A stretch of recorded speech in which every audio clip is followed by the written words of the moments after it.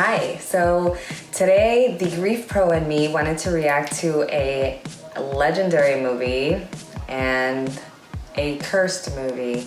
So in the age of reboots, I heard that The Crow is gonna get their reboot done, and that's cool and everything, but I grew up with the 1994 version of the film, and so for me, given the history of the film, there's just going to be one Crow.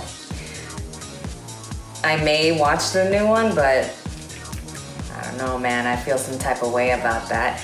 Anyway, I wanted to give a reaction for two very awesome scenes. The makeup scene of Eric Draven, and then also the rooftop running scene with the Crow. I adore those two scenes. They're awesome. They pump me full of adrenaline. Well, the rooftop running part does anyway. And I also wanted to echo the fact that Linda Lee Caldwell, Brandon Lee's mother, and Eliza Hutton, Brandon Lee's fiance, they basically blessed the production so that it could be completed. Because after the accident occurred to Brandon Lee, everything halted. And I think that if I remember correctly, Paramount was going to release the film, but then they wanted nothing to do with it after the accident occurred, and Miramax picked it up after some time, and they were able to give us Eric Draven without Brandon, because in the first mishmash of the clip I'm about to show, by the time they had to shoot the makeup scene, Brandon was already gone. The accident had occurred, and what they did was they used a body double stuntman, Chad Stahelski, who's now the director of the John Wick films. They used him as a stuntman in front of the camera as Eric Draven. And it was so well done that for all the flack that 90s films get for aging terribly because of the special effects, like, I don't know what kind of editing magic they pulled off, but it's pulled off so well that me as a kid, not knowing what happened to Brandon by the time the movie came out, I thought I was looking at Brandon Lee portraying Eric the whole time. And it was not the case, you know? But anyway, I grew up and I learned a lot about the film because it's a gorgeous piece of work. It just keeps you hooked. I put it on now and I still have a very pleasurable viewing experience. It was shot in music video style. This movie has aged particularly well.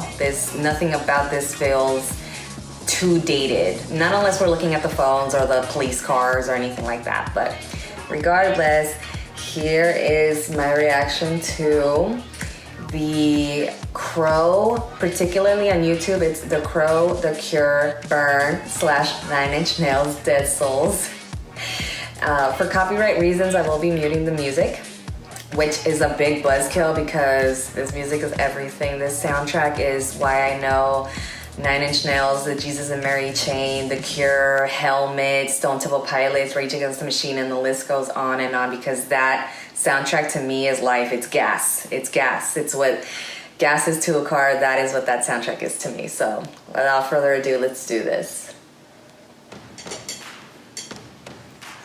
So again, this is no longer Brandon Lee. That is Chad Stahelski. That's why there's no close-up to the face, which is just movie magic wizardry.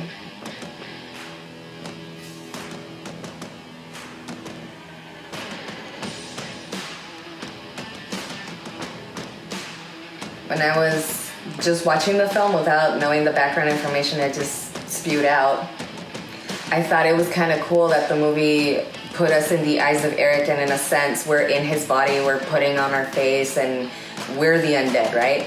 But that's just, again, the movie doing the best it could to give us Eric Draven without Brandon. Gabriel.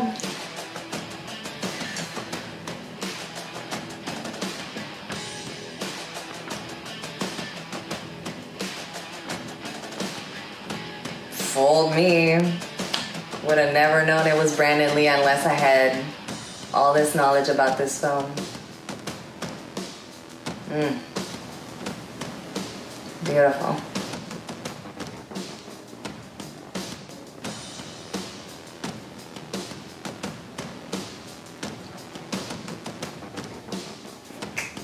I love this scene.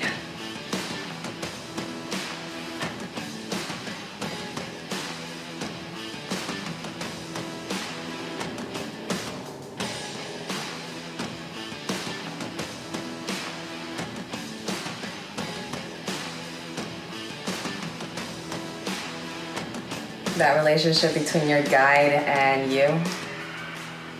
They say that when you say, okay.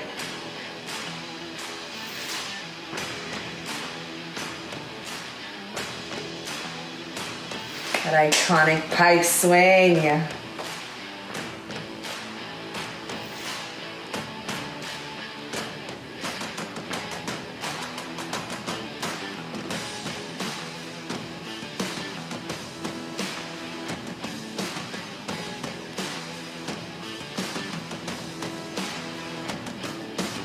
That beautiful swan dive.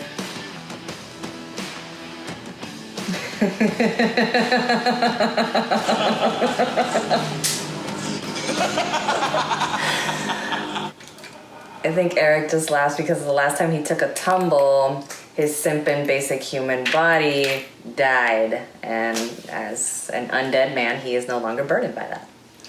So, just wanted to give a little bit of face to the 1994's Crow, the movie. It's awesome. James O'Barr, I know, feels some type of way. The actor who accidentally shot Brandon never saw the film. That's heavy. That's heavy. So in a way, it's a privilege to be able to get through this. Not just anyone can get through this film. Not because of the context of the film, because the context of the film is purely fictional. It's just that what happened on set was not. As a fan, I love everything. Like, no judgment, just... I know that Brandon Lee didn't want to be reduced to being just the son of Bruce Lee, so I won't reduce him to that. Instead, I'll just say he was an actor. He was an actor. He was an actor. And what a joy to watch his old movies. I want to watch Showdown in Little Tokyo, so I'm going to go do that. I'm anticipating I'm going to react to Lauren London's interview with Angie Martinez because I saw that today and it blew me away. Seeing a lot of things I can speak to as a professional working with grief. But with that said, again, I'll be back soon. Later on from now.